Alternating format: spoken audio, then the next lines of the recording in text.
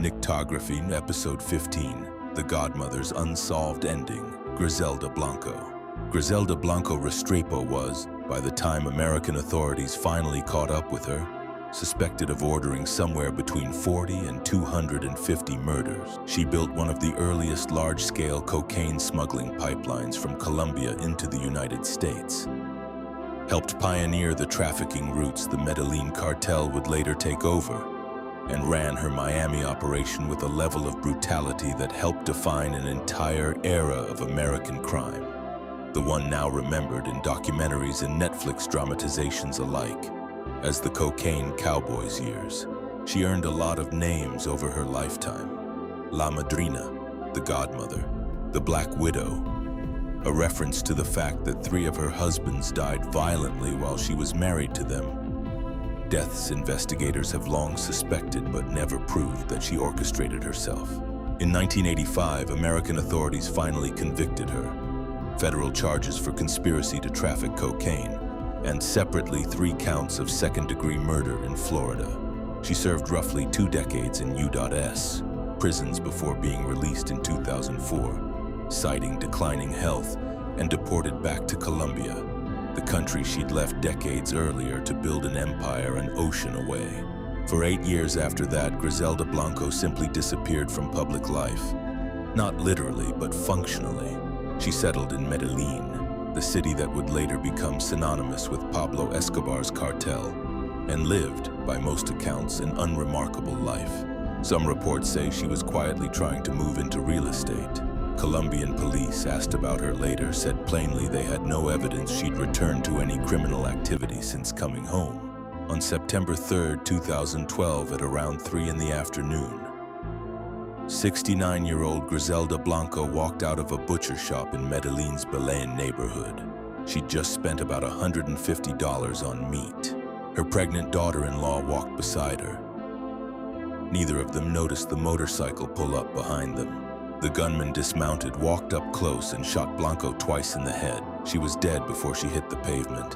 He got back on the motorcycle and rode away into the city and was never seen again. Blanco's daughter-in-law was physically unharmed. Here's the detail that makes this case more than just another cartel-era killing. Griselda Blanco is widely credited across multiple accounts of her career with pioneering the motorcycle drive-by assassination as a tactic in the American drug trade. Hitmen approaching on motorcycles, striking fast, disappearing into traffic before anyone could react. It's a tactic her own organization used against rivals for years. In 2012, in a country she'd left decades before, it's what killed her. Colombian police opened an investigation immediately. They never solved it.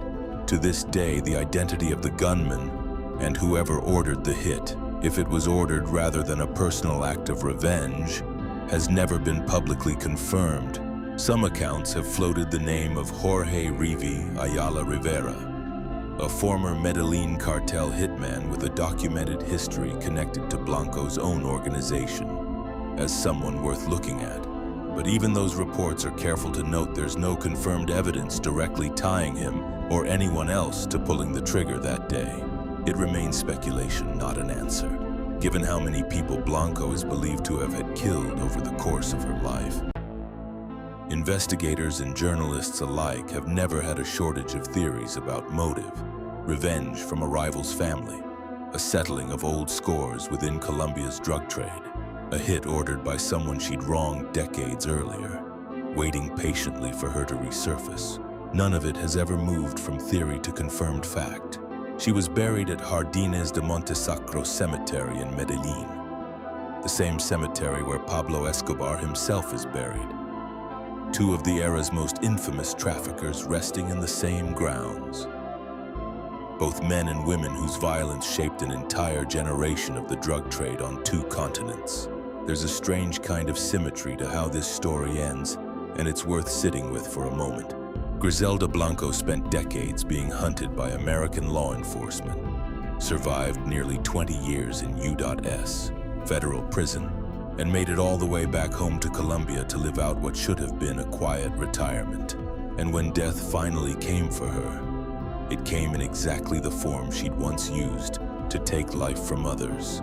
Sudden, close and gone before anyone could answer for it.